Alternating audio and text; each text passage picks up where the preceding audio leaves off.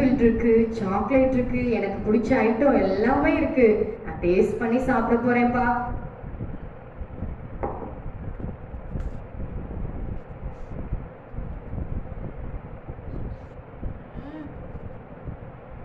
செம்ம டேஸ்டா இருக்கு. எனக்கு ரொம்ப பிடிக்கும் இந்த சாக்லேட். ம்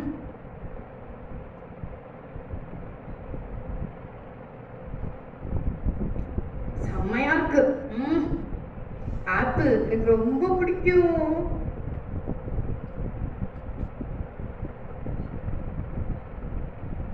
டேஸ்டா இருக்கு. ம் ஐ ஜாலி, நல்லா இருக்கு.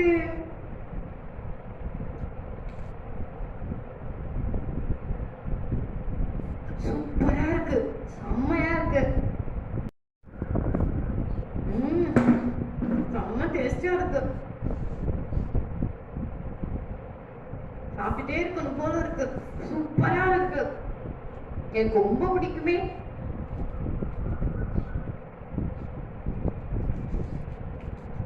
ம் கவர்ல இருக்க கூட என்னால விட முடியல.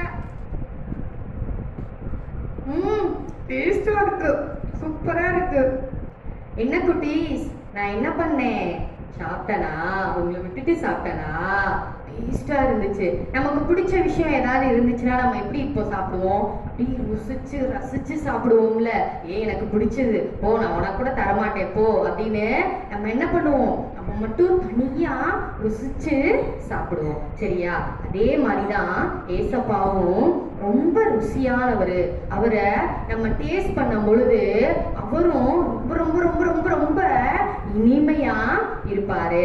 நான் எப்படி டேஸ்ட் பண்ணி சாப்பிட்டனோ அதே மாதிரியே நீங்களும் கர்த்தரை ருசி பார்க்குறீங்களா? நமக்கு ரொம்ப பிடிச்ச விஷயத்த, நமக்கு ரொம்ப பிடிச்ச ஒரு பொருள் நம்ம என்ன பண்ணுவோம்? ரொம்ப ருசிச்சு சாப்பிடுவோம். அதே மாதிரிதான் ஏசப்பாவும். அப்ப ஏசப்பாவையும் நீங்க ருசிச்சு அவரை அவரை தேடுவீங்களா குட்டீஸ்?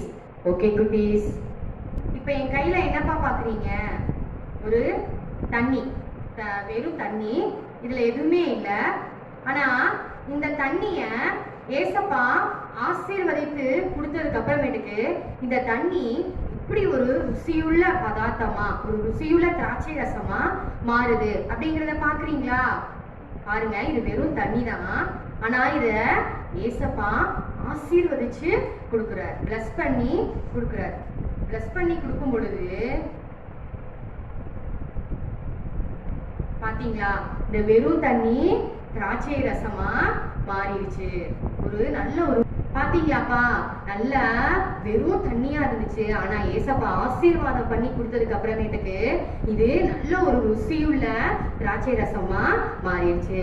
இதுதான் நம்மளுடைய ஏசப்பா செஞ்ச முதல் அற்புதம். என்ன அற்புதம்? முதல் அற்புதம். இத பத்தி தான் இன்னைக்கு நம்ம ஸ்டோரியில பார்க்க போறோம். எல்லாம் பார்க்க ரெடியா இருக்கீங்களா? ஓகே குட்டீஸ். பிரைஸ் லார்ட் ஃப்ரெண்ட்ஸ், எல்லாரும் எப்படி இருக்கீங்க? நல்லா இருக்கீங்களா? வெற்றியுள்ள தலைவராகிய யோசுவா. ஆரோன் மரித்து சில மாதங்களுக்கு பிறகு மோசேயிடம் கர்த்தர் யோசுவாவை அழைத்து, ஆசாரியனான எலேயாசருக்கும் ஜனங்களுக்கும் முன்பாக அவனை நிறுத்து, அங்கே யோசுவா புதிய தலைவன் என்று அவர்களுக்கு சொல் என்கிறார். கர்த்தர் சொல்லுகிறபடியே மோசே செய்கிறார். அதைத்தான் நீ படத்தில் பார்க்கிறாய். பின்பு கர்த்தர் யோசுவாவிடம், பயப்படாதே, தைரியமாயிரு. இஸ்ரவேலருக்கு நான் வாக்கு கொடுத்திருக்கிற கானான் தேசத்திற்குள் நீ அவர்களை வழிநடத்துவாய். நான் உன் கூடவே இருப்பேன் என்று சொல்கிறார்.